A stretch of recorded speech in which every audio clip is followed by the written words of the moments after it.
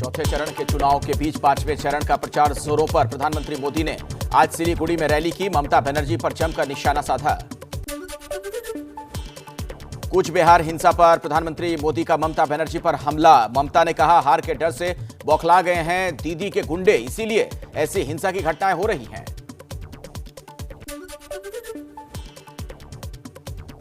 पश्चिम बंगाल के कूच बिहार में आज सुबह हुई फायरिंग में 4 लोगों की मौत हो गई, 4 लोग घायल हुए।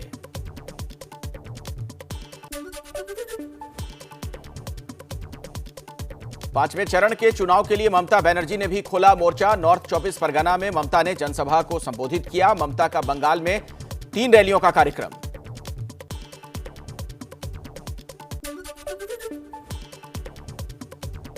कूच बिहार में हिंसा के बाद चुनाव आयोग ने वहां के पोलिंग स्टेशन पर चुनाव स्थगित किया। चुनाव आयोग ने चुनाव अधिकारी से मांगी रिपोर्ट।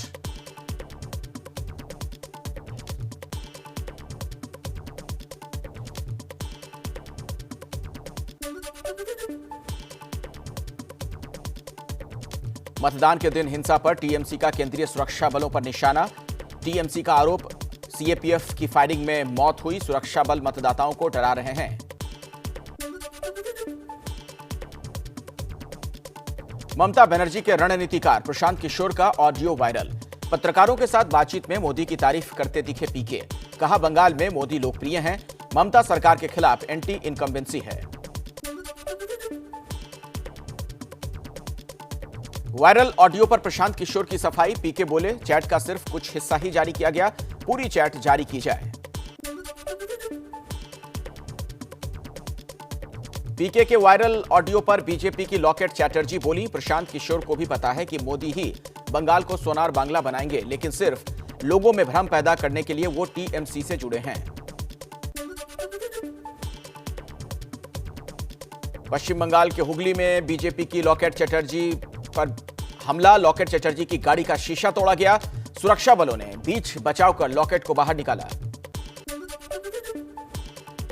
लॉकेट चैटर्जी पर हमले के आरोप पर टीएमसी का पलटवार। वीडियो जारी कर कहा, लॉकेट चैटर्जी ने खुद अपनी गाड़ी का शीशा तोड़ा।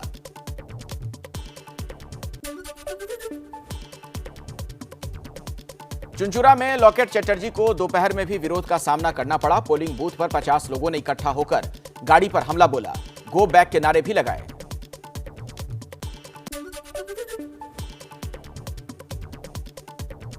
पश्चिम बंगाल के बेहला में बीजेपी उम्मीदवार पायल सरकार पर भी हमले का आरोप। पायल ने कहा, जब इतनी सुरक्षा के बीच मुझ पर हमला हुआ तो आम लोगों का क्या होगा।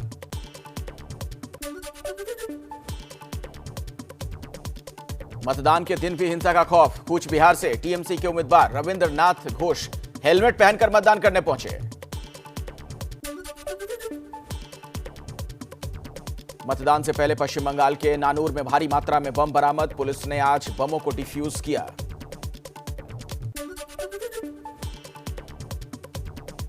पश्चिम बंगाल के बेहला में बीसीसीआई अध्यक्ष सौरभ गांगुली ने भी डाला वोट। गांगुली के साथ उनकी पत्नी ने भी मतदान में हिस्सा लिया।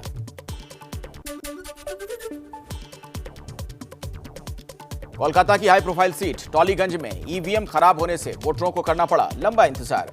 पोलिंग बूथ पर मतदान धीमे होने से लंबी लाइन लग गई।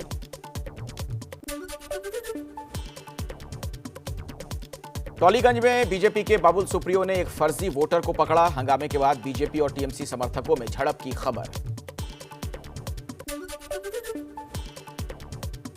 पश्चिम बंगाल में आज चौथे चरण का घमासान। 5 जिलों की 44 सीटों पर हो रहा है मतदान। सुबह 11 बजे तक 34% वोटिंग।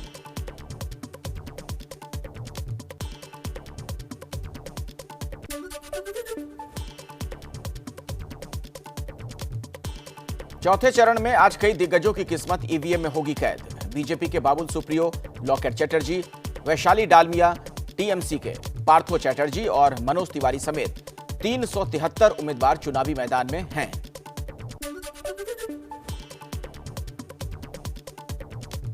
बंगाल में वोटिंग के चौथे दौर में भी मतदाताओं में भारी जोश। कूच बिहार में पोलिंग बूथ पर मतदाताओं की सुबह से ही लंबी लाइन लगी।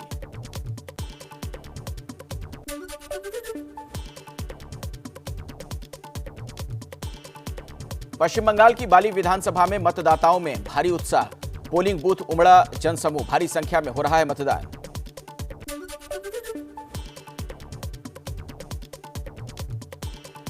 बंगाल में मतदान के बीच कोरोना नियमों का भी हो रहा है पालन। हावड़ा से आई तस्वीरें।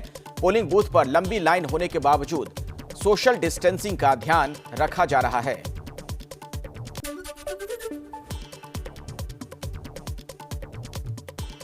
बंगाल में मतदान के दौरान कानून व्यवस्था पर उठे गंभीर सवाल। बंगाल में बिहार के किशनगंज के थानेदार की पीट कर हत्या।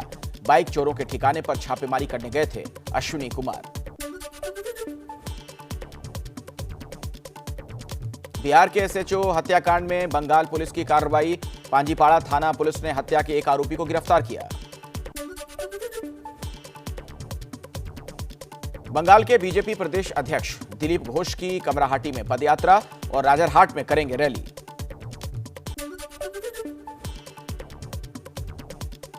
फिल्म अभिनेत्री और समाजवादी पार्टी सांसद जया बच्चन भी आज टीएमसी के लिए प्रचार करेंगी। 2 रोड शो और एक रैली को करेंगी संबोधित। ममता बनर्जी आज चुनाव आयोग के नोटिस का देंगी जवाब। चुनाव आयोग ने केंद्रीय सुरक्षा बलों के खिलाफ बयान देने पर दिया था नोटिस। बंगाल में बीजेपी के प्रदेश अध्यक्ष दिलीप घोष का ममता पर आपत्तिजनक बयान। कहा, ममता को जब सीआरपीएफ का डंडा पड़ेगा तो कई दिन अस्पताल में गुजारना होगा।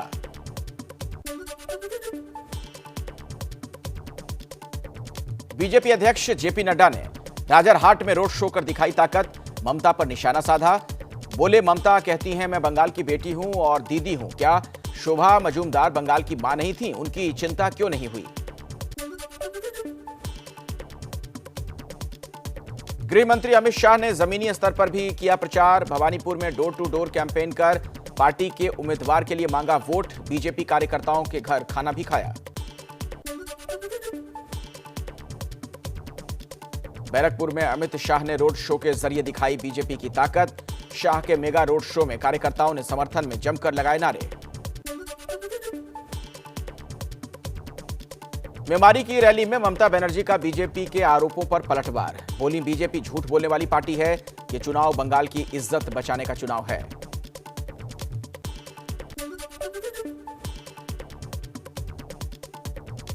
बंगाल में चुनाव आयोग पहुंचा बीजेपी का प्रतिनिधि मंडल। बीजेपी नेताओं पर हो रहे हमलों के खिलाफ शिकायत दर्ज कराई।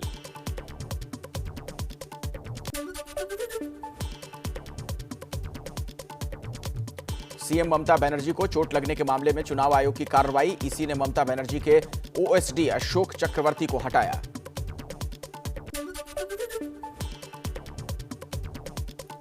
असम में कांग्रेस को जीत का पक्का भरोसा। मतगणना से पहले अपने प्रत्याशियों को खरीद फरोख्त से बचाने में जुटी पार्टी। जयपुर के रिजॉर्ट भेजे गए 22 कांग्रेसी उम्मीदवार।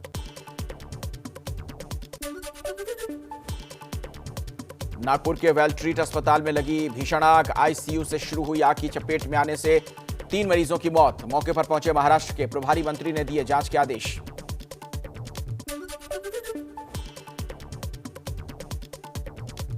नागपुर हादसे पर राष्ट्रपति कोविंद, प्रधानमंत्री मोदी और गृह मंत्री अमित शाह ने दुख जताया। पीएम ने ट्विटर पर लिखा, मृतकों के परिजनों के प्रति मेरी संवेदनाएं हैं। घायलों के जल्द स्वस्थ होने की कामना करता हूं।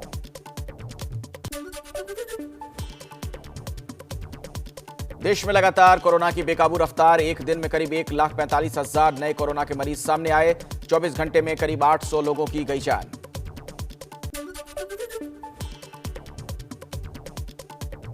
यूपी के प्रयागराज में कोरोना विस्फोट से मचा हड़कंप। एक दिन में कोरोना के 1400 से ज्यादा नए केस सामने आए।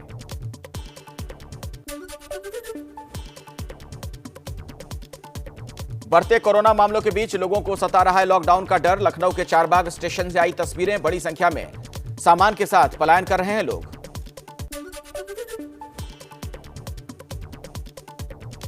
महाराष्ट्र में आज और कल 2 दिन तक वीकेंड लॉकडाउन रहेगा। मुंबई के मरीन ड्राइव पर छाया सन्नाटा।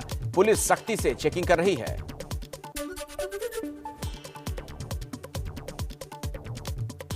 यूपी में कोरोना के बढ़ते मामलों के बीच पुलिस सख्त। लखनऊ में कोरोना नियम न मानने पर बैंकेट हॉल सील, केस भी दर्ज।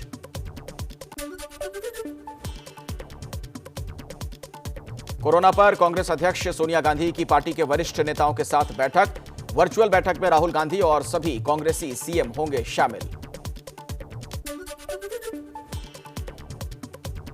देश में कोरोना का केंद्र बना हुआ है महाराष्ट्र। एक दिन में करीब 59,000 कोरोना के केस मिले, 300 लोगों की मौत। मुंबई में 9,200 लोग संक्रमित।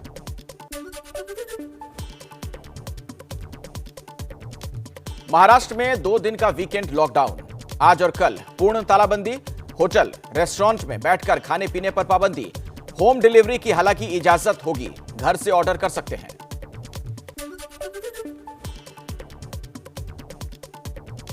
कोरोना के बढ़ते प्रकोप पर महाराष्ट्र के सीएम उद्धव ठाकरे ने आज बुलाई सर्वदलीय बैठक। लॉकडाउन को और सख्त करने पर हो सकती है चर्चा। बीजेपी के नेताओं ने महाराष्ट्र के राज्यपाल से की मुलाकात। कहा, अगर सरकार लॉकडाउन की तैयारी कर रही है तो गरीबों के खाते में 5-5 हजार रुपए जमा कराए।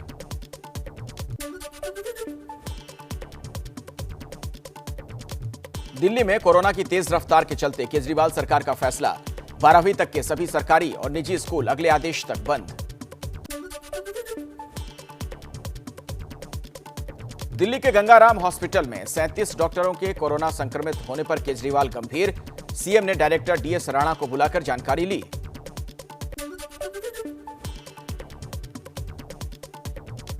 देश में कोरोना के बढ़ते संकट के बीच अखिल भारतीय आयुर्वेद संस्थान का बड़ा फैसला, एम्स में आज से होगी सिर्फ बेहद जरूरी सर्जरी।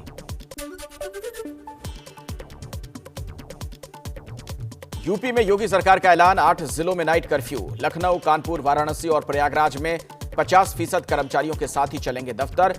वैक्सीन को लेकर कल से 14 अप्रैल तक टीका उत्सव मनाने का फैसला।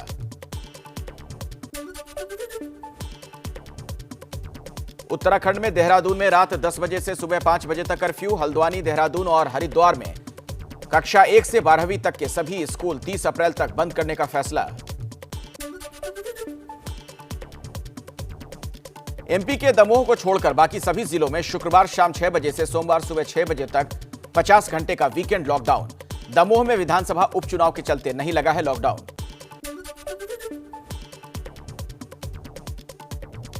छत्तीसगढ़ में रायपुर और दुर्ग के बाद राजनांदगांव, बेमेतरा और बालोद में भी शाम 6 बजे से लॉकडाउन।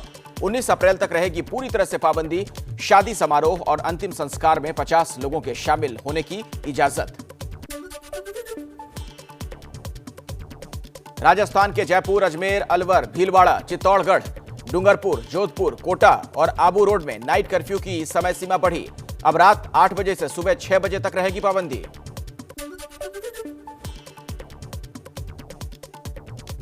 बिहार में सभी शिक्षण संस्थान 18 अप्रैल तक बंद। शादी समारोह में 200 और अंतिम संस्कार में 50 लोगों के शामिल होने की इजाजत। सीएम नीतीश कुमार बोले, फिलहाल लॉकडाउन और नाइट कर्फ्यू की जरूरत नहीं।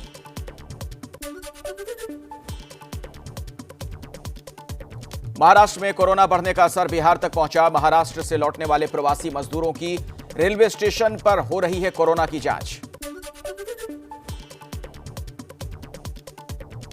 ओडिशा सरकार का कोरोना को लेकर छत्तीसगढ़ की सीमा सील करने का फैसला। रेल सेवा, वाहनों और लोगों के आवागमन पर सख्त प्रतिबंध। बाहर से आने वालों को देनी होगी 72 घंटे के अंदर की कोरोना नेगेटिव रिपोर्ट।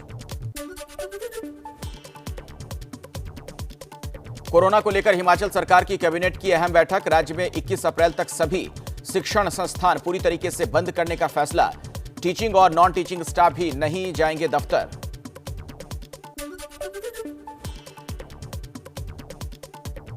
तमिलनाडु में कोरोना पर अंकुश लगाने की तैयारी। मंदिर समेत धार्मिक आयोजनों पर रोक। शादी में 100 और अंतिम संस्कार में 50 लोगों के शामिल होने की इजाजत। होटल और चाय स्टॉल पर क्षमता के मुताबिक 50% लोग ही बैठ सकेंगे। कर्नाटक में बेंगलुरु समेत 6 जिलों में नाइट कर्फ्यू का फैसला। आज से 20 अप्रैल तक रात 10 बजे से सुबह 5 बजे तक रहेगी बाहर निकलने पर पाबंदी। देश में वैक्सीन को लेकर गरमाई राजनीति। कांग्रेस के सांसद राहुल गांधी ने प्रधानमंत्री मोदी को लिखी चिट्ठी। वैक्सीन के निर्यात पर रोक लगाने की मांग की।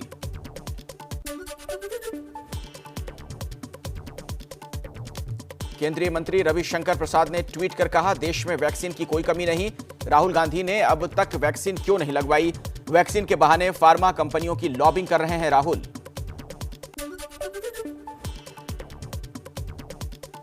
वैक्सीन की कमी को लेकर दिल्ली सरकार ने भी उठाए सवाल। राघव चड्ढा बोले, पहले 135 करोड़ लोगों को वैक्सीन लगे, उसके बाद निर्यात हो।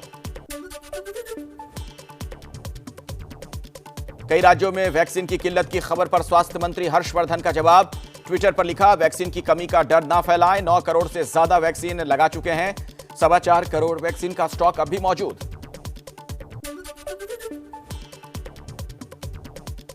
वैक्सीन विवाद पर बोले गृह मंत्री अमित शाह, कहा देश में वैक्सीन की कोई कमी नहीं है।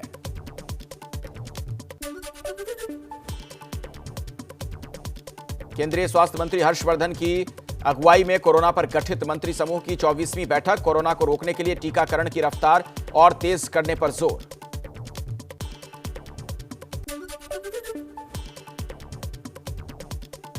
एंटीलिया केस में सवालों के घेरे में पूर्व एनकाउंटर स्पेशलिस्ट प्रदीप शर्मा।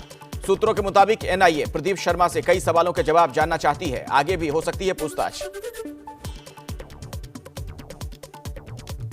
एंटीलिया और वसूली कांड के मुख्य आरोपी सचिन वाजे को एनआईए कोर्ट ने 23 अप्रैल तक भेजा जेल। वाजे से सीबीआई की टीम ने भी की पूछताछ।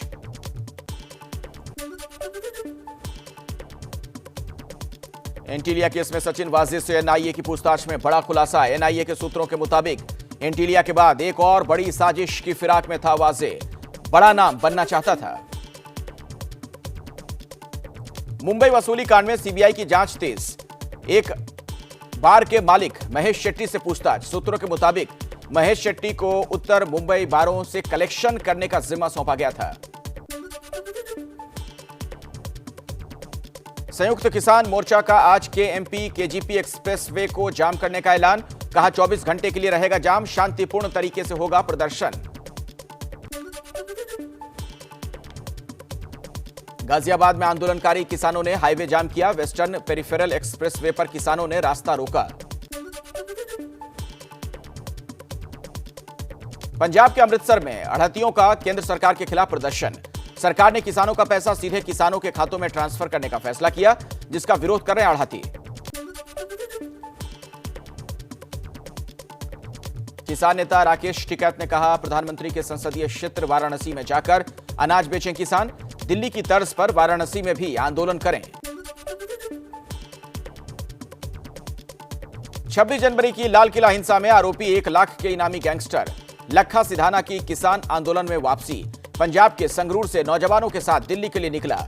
आसमानी रंग की पगड़ी में दिखा लखा। लखा सिधाना का दिल्ली पुलिस को खुला चैलेंज। मीडिया से बात करते हुए बोला, गिरफ्तारी से नहीं डरता, सरकार मुझ पर दबाव बना रही है, किसान मोर्चे की जीत होकर रहेगी। हरियाणा की सीमा में दाखिल होते वक्त जत्थे में कहीं नहीं दिखा लखा सिधाना। किसान नेता उसके काफिले में ही मौजूद होने का दावा करते दिखे। नौजवानों के हाथों में दीप सिद्धू के पोस्टर और बैनर भी नजर आए।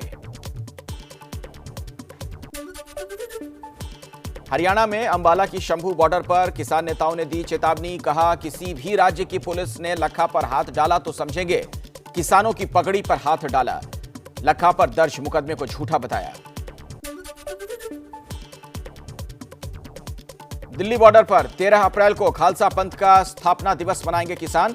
14 को अंबेडकर जयंती पर संविधान बचाओ दिवस और किसान बहुजन एकता दिवस मनाने का ऐलान। किसान नेताओं का दावा, अप्रैल के आखिरी हफ्ते में देश भर में किसान आंदोलन के समर्थक संगठनों का सम्मेलन बुलाएंगे, जिसमें आंदोलन को और तेज बनाने का प्लान तैयार किया जाएगा। किसान आंदोलन की वजह से सड़क ब्लॉक पर सुप्रीम कोर्ट ने केंद्र और दिल्ली सरकार के अलावा यूपी हरियाणा को भी पक्ष बनाया। कहा, यह सुनवाई सिर्फ जाम हटाने को लेकर। दिल्ली में बीजेपी का सीएम केजरीवाल के घर के बाहर प्रदर्शन। बीजेपी का आरोप है कि दिल्ली सरकार किसानों को मिलने वाले फायदे को रोक रही है।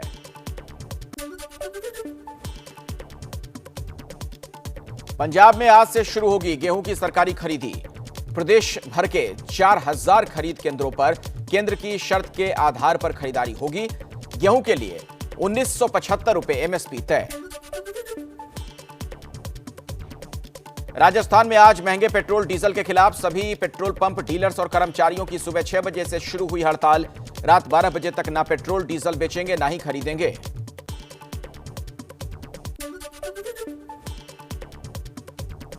यूपी के शामली में आबकारी विभाग ने अवैध शराब का जखीरा जब्त किया। कार में छिपाकर ले जा रहे थे शराब, सैकड़ों बोतल शराब सील की गई।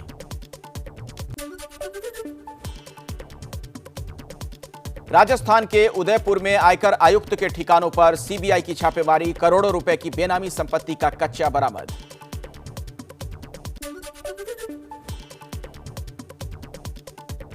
दिल्ली के मंगोलपुरी में आग से हड़कंप मचा, अवैध गोदाम में लगी थी भीषण आग। रात में आग पर काबू पाने के बाद सुबह फिर भड़की आग, फायर ब्रिगेड को करनी पड़ी भारी मशक्कत।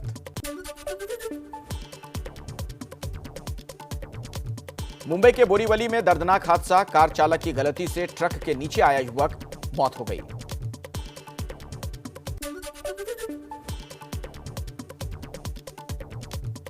बिना इजाजत लक्षद्वीप के पास भारतीय जल क्षेत्र में घुसा अमेरिकी नौसेना का युद्धपोत, विदेश मंत्रालय ने चिंता व्यक्त की, अमेरिका के सामने आपत्ति भी जताई गई।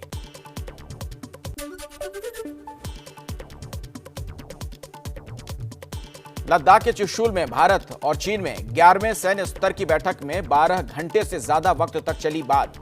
डिसएंगेजमेंट और डी एस्केलेशन पर चर्चा, एलएसी पर पूरी तरह तनाव खत्म करने की कोशिश। प्रधानमंत्री मोदी और नीदरलैंड्स के प्रधानमंत्री मार्क रट के बीच वर्चुअल शिखर बैठक में आपसी सहयोग बढ़ाने पर जोर रहा। मोदी बोले, महामारी और आतंकवाद पर हमारा दृष्टिकोण एक जैसा।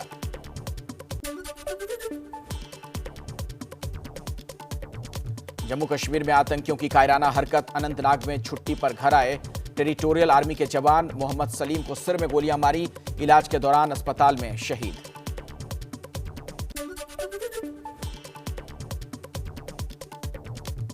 मणिपुर में शुरू हुआ मणिपुर सिनेमा का golden jubilee celebration, CM Birendra Singh ने उद्घाटन किया। साल भर तक चलेगा सिनेमा का स्वर्ण जयंती उत्सव।